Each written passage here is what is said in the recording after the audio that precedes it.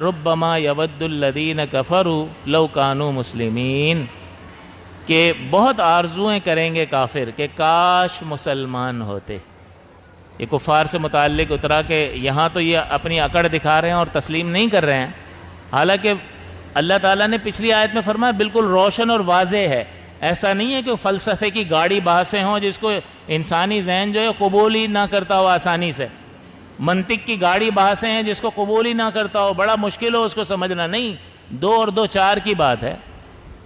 اور اللہ نے ایسی ایسی مثالیں دیں، عربوں کو مثالیں دی، افلا ينظرون الى الابل کیف خلقت، بھئی اونٹ تو ان کے پاس تھے نا، وہ اونٹ میں ہی زندگی سب سے زیادہ قیمتی سرمایہ ان کا اونٹ ہوتا تھا، تو اللہ تعالیٰ نے فرمایا تم ان کو نہیں دیکھتے، افلا ينظرون الى الابل کیف خلقت، کیا تم اونٹ کو نہیں دیکھتے کہ کیسا تخلیق کیا گیا ہے؟ وإلى السماء کیف رفعت، یہ آسمان نہیں دکھتا ہے کیا؟ وإلى الأرض کیف سطحت، زمین نہیں نظر آ رہی ہے کہ کیسے بچھا دی گئی ہے؟ تو اللہ تعالیٰ نے بالکل واضح اور روشن دلائل پیش فرمائے ہیں جس کی روشنی میں دین حق کو قبول کرنا کوئی یوں سمجھے کہ مشکل معاملہ ہی نہیں ہے۔ یہ تو بہت مشکل چیز ہے، اپنے باپ دادا کا دین چھوڑ کر کیسے کریں جی؟ سب سے پہلی بات تو نبی مکرم کا پاکیزہ کردار، دعوت سے پہلے صادق، امین، کوئی بے حیائی کا تصور نہیں، کسی گندگی کا تصور تک نہیں، حالانکہ اطراف میں گندگی ہو اور ایک شخص 40 برس تک ایک مثالی زندگی گزار کے بتا دے، کوئی آسان کام ہے؟ کوئی بچوں کا کھیل ہے؟ اور جو شخص صادق اور امین جسے لوگ پکار رہے ہوں، وہ لوگوں کے معاملے میں جھوٹ نہیں بولتا، وہ خدا کے معاملے میں جھوٹ بولے گا کہ میں خدا کی طرف سے بھیجا گیا رسول ہوں۔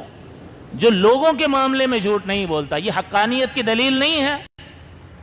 تو کوئی ایسا مسئلہ نہیں۔ پھر یہ قرآن عظیم یتلو علیہم آیاتہ، یہ رسول مکرم تم پر اللہ کی آیتیں تلاوت کرتے ہیں، یہ آیتیں ایسی ہیں کہ اس کی مثل کوئی نہیں لا سکا۔ اگر تم سمجھتے ہو محمد الرسول اللہ نے اپنے پاس سے بنا لیا تو تم بھی بشر ہو، بنا کے لے آؤ، لیکن مجال ہے کوئی بنا سکے اس جیسا قرآن، اتنا فصیح و بلیغ، نہ کسی اسکول میں گئے نہ کسی استاد سے پڑھا، تو اتنی انفارمیشن کہاں سے آ گئی حضور کے پاس؟ یہ حقانیت کی دلیل نہیں ہے کہ اس کا لفظ ہی ایسا ہے کہ اس کے لفظ جیسا لفظ نہیں لا سکتا۔ معنی کو تو چھوڑ ہی دو، مفہوم کی بات تو چھوڑ ہی دو، وہ مفہوم کے اعتبار سے تو اللہ کے علم کو ظاہر کر رہا ہے یہ قرآن عظیم، اور علم کا ٹھاٹھے مارتا ہوا سمندر ہے، تو مفہوم کو تو چھوڑ دو، اس جیسا لفظ، اس جیسی عبارت نہیں لا سکتے ہیں۔ حالانکہ عربی کے بڑے سے بڑے ماہرین حضور کے دور میں موجود تھے، لیکن جیسے ہی قرآن کو دیکھتے تھے کہتے تھے لیس ھذا کلام البشر، یہ حقانیت کی دلیل ہی تو ہے کہ ایسا زبردست کلام اور اس میں اتنی انفارمیشن، غیبی خبریں اس میں ہیں، مظاہر کائنات کے متعلق اس میں خبریں ہیں کہ یہ سارے سیارے گردش کر رہے ہیں، تو اس وقت کیسے پتہ چل گیا 1500 سال پہلے کہ گردش کر رہے ہیں؟ یہ تو اب سائنسی تحقیق ہوئی اور پتہ چلا نا کہ ایک مدار میں ہر ایک گردش کر رہا ہے، لیکن اللہ تعالیٰ تو اپنے حبیب مکرم کو 1500 سال پہلے بتا رہا ہے، حضور بتا رہے ہیں، نہ کسی کالج میں نہ یونیورسٹی میں کسی میں نہیں، کیسے بتا رہے ہیں؟ اور پرانے واقعات سنا دیے، پورا یوسف علیہ السلام کا قصہ سنا دیا، حضور کو کس نے بتایا؟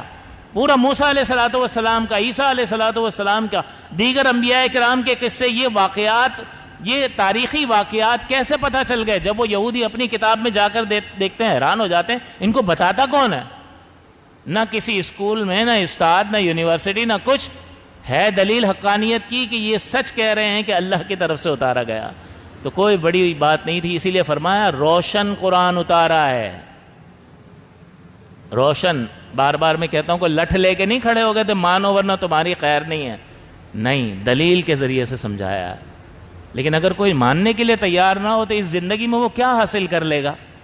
پتہ نہیں چلتا ہے کب داڑیاں سفید ہو جاتی ہیں، بزرگ حضرات بیٹھے ہیں، معلوم ہے پتہ چلا کیسے سفید ہو گئی یہ داڑیاں؟ یوں نکلا ہے وقت، یوں پتہ ہی نہیں چلا، اب قبر کے قریب پہنچے ہوئے ہیں ہم لوگ۔ تو کیا کما لے گا وہ اگر نہ مان کر بھی؟ اللہ کا کوئی نقصان نہیں کرتا۔ تو اللہ تعالیٰ فرماتا ہے ربما یود الذین کفروا لو کانوا مسلمین، کہ تمنا کریں گے کافر کہ کاش مسلمان ہوتے، لیکن اب کیا فائدہ؟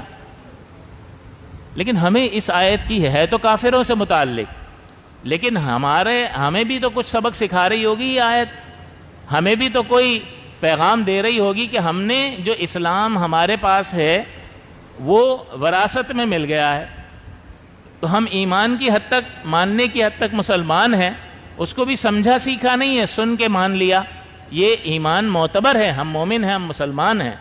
لیکن بتائیے سیکھنے والے کا ایمان کتنا مضبوط ہوگا اگر وہ اللہ تعالیٰ کے علم کی تفصیل جانتا ہو، صفت علم کی، صفت قدرت کی تفصیل جانتا ہو، صفت حیات کی تفصیل جانتا ہو، تو یہ تفاصیل جب جانے گا تو اللہ تعالیٰ کی عظمت دل میں بیدار ہوتی ہے۔ تو علم جو ہے وہ نور ہے اور ہر چیز کو منکشف کر دیتا ہے، روشن کر دیتا ہے، لیکن اس کے باوجود سن کر مانا ہے تو ایمان ضرور ہے۔ لیکن اس کے بعد اگر عملی زندگی میں بہت پستی ہو اور کوئی دین داخل ہی نہ ہو کسی درجے میں بھی، تو پھر وہ بھی حسرت کریں گے جس طرح سے یہ ایمان قبول نہ کرنے کے بارے میں حسرت کر رہے ہیں۔ ربما یود الذین کفروا لو کانوا مسلمین، کہ بہت آرزویں کریں گے کہ کاش مسلمان ہوتے۔ تو مسلمان بھی آخرت میں بہت آرزویں کرے گا کہ کاش اس ہدایت کے مطابق زندگی گزار لی ہوتی۔ میں نے پہلے عرض کر دیا نا، کاروبار سے منع کرتی ہے شریعت، نہ اچھا لباس، کسی بھی جائز کام کے کرنے سے منع کرتی ہی نہیں ہے، لیکن کہتی ہے کہ ایک نظم میں اپنے آپ کو لے آؤ، اس ہدایت کے موافق کر لو، تو پھر تمہارے لیے یہ دنیا جو ہے، یہ رزق کھانا، یہ اچھا لباس پہننا بھی باعث ثواب بن سکتا ہے اور آخرت میں اس پر اجر مرتب ہو سکتا ہے۔ حضور نے فرمایا، حدیث میں حضور فرماتے ہیں کہ ہر شخص آخرت میں افسوس کرے گا، نیک ہو یا بد اپنی بدعملی کی وجہ سے افسوس کرے گا، اور نیک بھی اس لیے افسوس کرے گا کہ وہ دیکھے گا یار یہ چند لمحے جو ہے نا، یہ میں نے ضائع کر دیے تھے، کاش کہ ان کو بھی اللہ کی یاد میں گزار لیتا اور آج بہتر نتیجہ پا لیتا۔ تو افسوس ہر ایک کرے گا، یہ ان کی آرزو ایسی ہے کہ ان کے پاس ایمان کی بنیاد ہی نہیں ہے۔ لو کانوا مسلمین، اب یہ ایک تو یہ کہ انہوں نے مانا ہی نہیں، اور ایک یہ ہے کہ ماننے والے ہیں اور انہوں نے اپنے ایمان کی حفاظت نہیں کی اور گمراہی اور کفر میں مبتلا ہو کر دنیا سے چلے گئے۔ اب بہت سارے لوگ مسلمان تھے، لیکن قادیانی کذاب آیا، اس نے یہ جھوٹی نبوت کا دعویٰ کیا، تو بہت سے لوگوں نے مانا نہیں مانا۔ تو ہندوؤں نے مانا یا مسلمانوں نے مانا تھا؟ مسلمانوں نے، تو تباہ ہوئے یا نہیں ہوئے؟ تباہ ہو گئے۔ بنیاد کیا بنا؟ بار بار اس چیز کا احساس اس لیے دلاتا ہوں کہ ہمیں اس کی اہمیت کا احساس ہو جائے کہ ہم کوئی دعوت میں نہیں آئے ہیں، اللہ نے کرم کر دیا ہے ہم پر کہ ہمیں مسلمان کے گھر میں پیدا کر دیا، لیکن اب ہم پر چھوڑا ہے کہ دیکھو اس دولت کی حفاظت تمہیں ہی کرنی ہے، اور قبر میں سلامت لے کر تمہیں ہی جانا ہے۔ اور کیسے سلامت ہوگا؟ تسبیحاں پڑھنے سے نہیں ہوگا، سیکھنے سے ہوگا۔ یہ وظیفہ وہ وظیفہ، وظیفے کی اپنی برکات ہیں، لیکن علم سے انسان اپنا دامن نہیں چھڑا سکتا ہے۔ تو اس لیے بہت سارے لوگ ایسے ہوں گے، اب یہ کفر میں مبتلا ہوئے یا نہیں ہوئے؟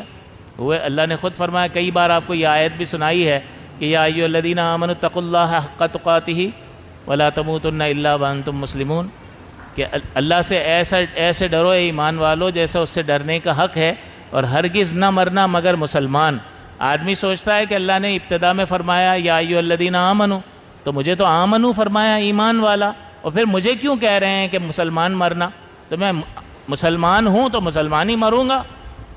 اگر ایسا ہی ہوتا تو یہ فرمایا نہ جاتا کہ دیکھو ہرگز مت مرنا مگر مسلمان۔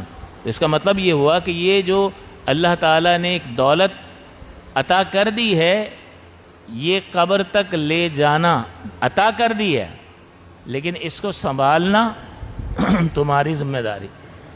تو ہر گمراہی سے اپنے آپ کو دور رکھنا، ہر گندگی سے اپنے آپ کو دور رکھنا، ہر غلط سوچ اور فکر اور نظریے سے اپنے آپ کو دور رکھنا، اور صحیح نظریات کا اختیار کرنا اور اسی پر زندگی گزار کر قبر میں چلے جانا، تو وہ بغیر سیکھے ہو جائے گا؟ کیسے ہو جائے گا؟